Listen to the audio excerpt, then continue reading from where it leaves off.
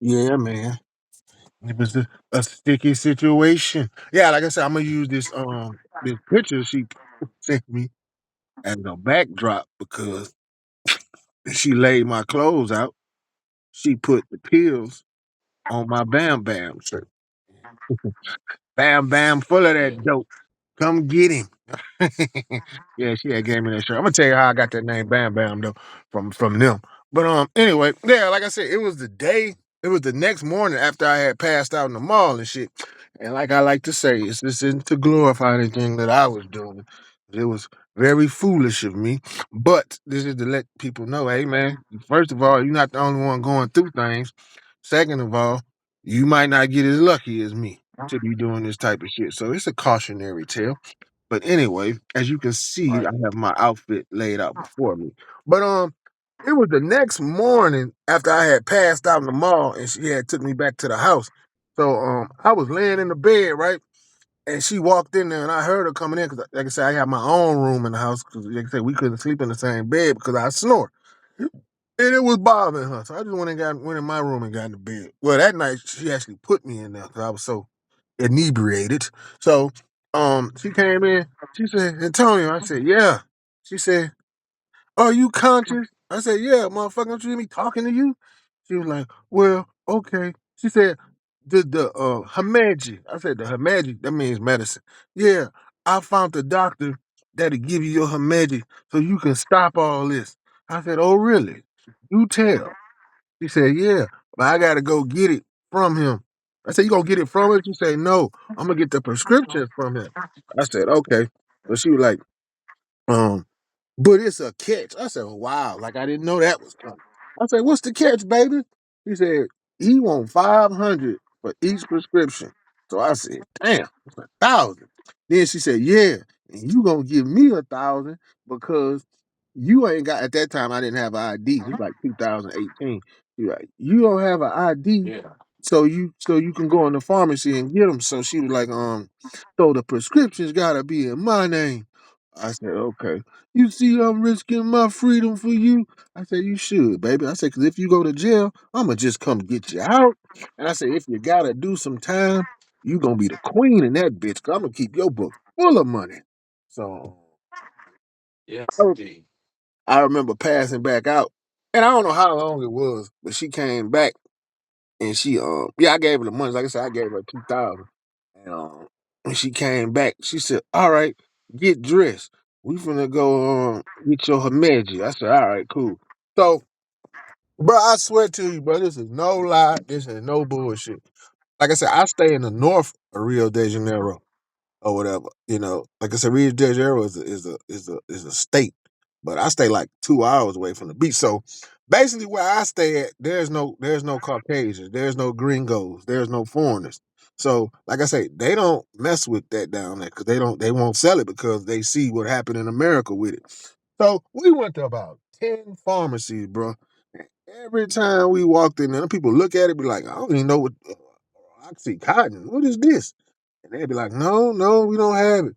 So I'm getting frustrated because I'm trying to party, which was very irresponsible of me. But at this time, like I said, I didn't give a fuck.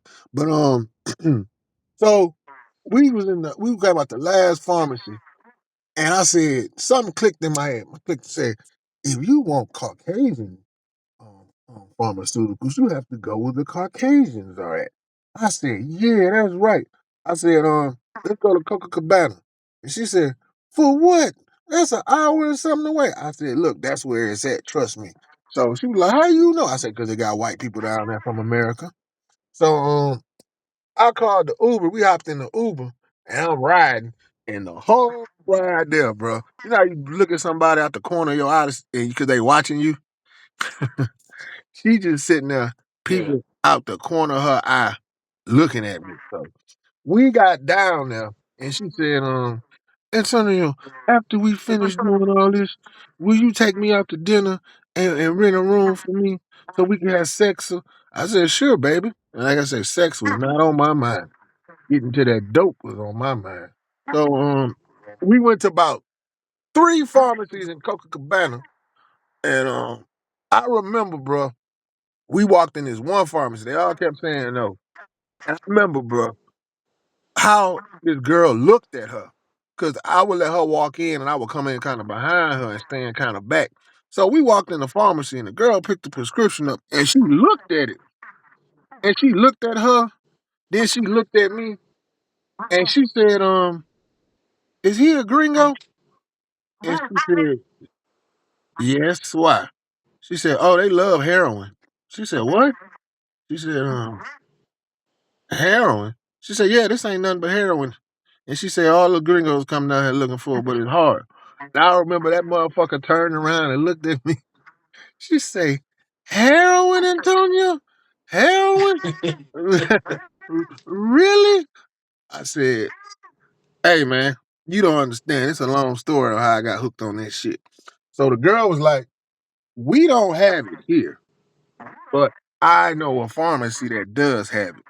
So I was like, well, I said, so I'm saying she knows his mind's going for me. So she said, so I said, where is it? She said, I tell you, but I want 200. I said, 200? She said, she shrugged her shoulders. I said, man, get that girl 200. And so she gave her the 200. And the girl went and got on the phone. See, this is different between there and America. See, in America, them crackers just gonna call the police on you. But she called and she said, okay, they waiting on y'all. And she said, go, and I gave her the money. And I remember she told my old lady at the time, I would suggest you get away from him. She told her, I would suggest you get away from him. And then so we was walking out the pharmacy and I had put it in my phone and it was like about 5 minutes away from that pharmacy. They got a lot of pharmacies down there on each corner down there. So I'm like, yes, party time. So I'm skipping to that motherfucker.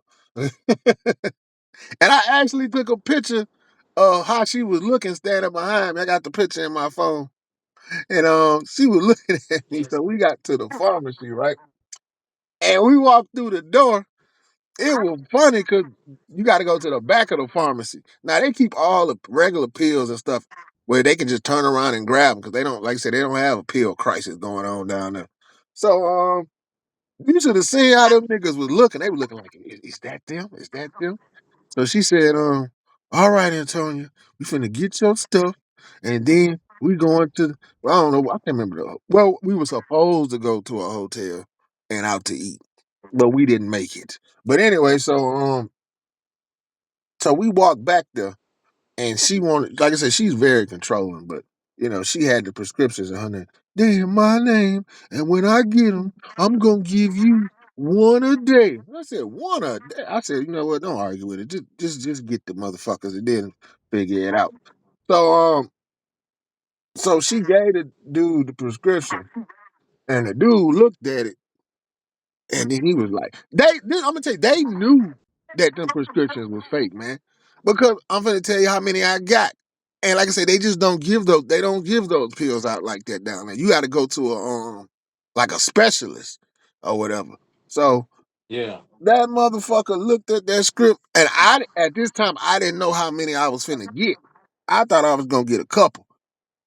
That nigga said, hold on, I'll be right back. And that nigga went in the back and he came out with 3 boxes of them bitches. I said, ooh, wee.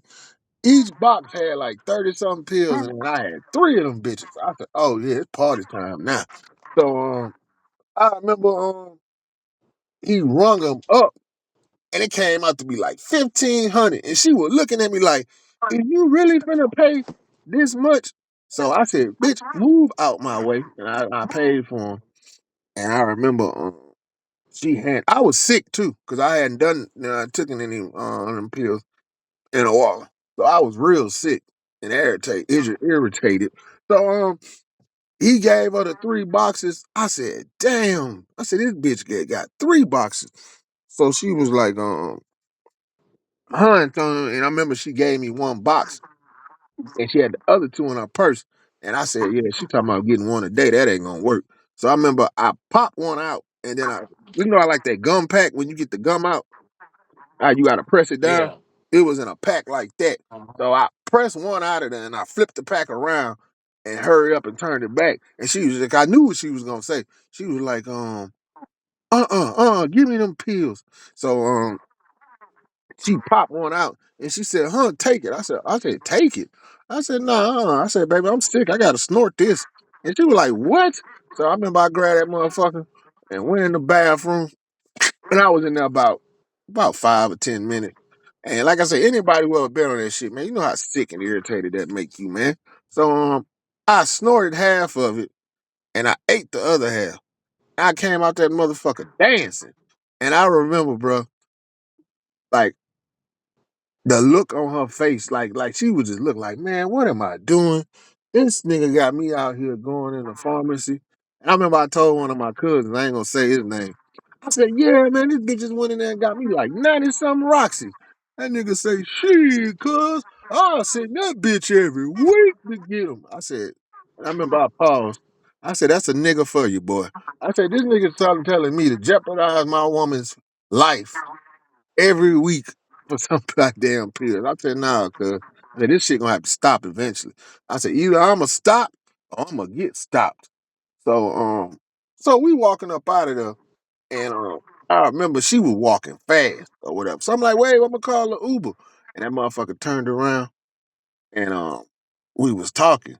And she said, I don't like having sex with you with this face full of drugs. And this is when I physically seen our relationship end when I said this to her. Because like I said, I learned like, when you go to different countries, you have to learn the culture because there's certain things you don't say in different cultures, especially the women. And I told her, it was kicking in. I told her, I said, look, bitch, I said, I'd rather get high than have sex. And I remember her face.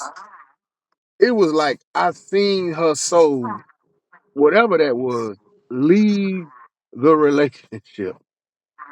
Seen her, I seen her physically just like let go. And I was just like it was like fucking like a movie or something, bro. I seen her letting go. And yeah, man, it was crazy, bro. I seen that woman's spirit just leave her body when I told her I'd rather get high than have sex. And she ain't never heard nothing like that. That motherfucker fine. So, and I remember we got in the car and she was like, she wouldn't say nothing the whole ride. So take an hour to get to hour and something to get to my house from Copacabana. So we riding. I'm feeling good in the motherfucker, right? So we get to the house and I remember her son was laughing. He said, man, Antonio, you be high. I said, because at this time, I didn't realize people could tell. But now I know. That's why I say I don't do things like that. But like you said, if you look at that picture of that shirt, she got the pills laid out on the on top of my clothes. This is all you care about. I said, no, baby, that ain't it. But yeah, I remember her sister said I was full of it that night, boy. I was acting a fool in that motherfucker. I was standing on the couch, I was talking shit, and I went up in and said, come get Bam Bam. He full of that dope. I said, yeah. I said, yeah. Bam Bam, Bam Bam, full of that dope. I started making a song. I said, Bam Bam, full of that dope, full of that dope. He full of that dope. I was standing on the couch, bro, and I remember that woman just looking up at the ceiling, bro. And this how frustrated she was. She got up. Now, went in her room and took some clothes and told her son and her sister, come on, just let him have this house. And I was like, damn, y'all leaving? The party just getting started. And I remember they left, bro. They actually left the house. And at that time, I ain't give a fuck. I just jumped off the couch and went and fixed me something to eat. But yeah, man, I was fucked that night, boy. Yeah, man. But yeah, like I said, that's not nothing to brag about. But man, people need help, man. A lot of people, like I said, I understand why a lot of people OD. I told them they do that on purpose, man. Because it's like a prison, bro. You just get tired of that shit, man. You either, you just get tired of chasing it down. I said, I know a lot of people they OD on purpose. 'Cause you just wanna get away from that shit, man, so I understand, but, yeah, that's what happened that night. Bam Bam got full of that dope. But anyway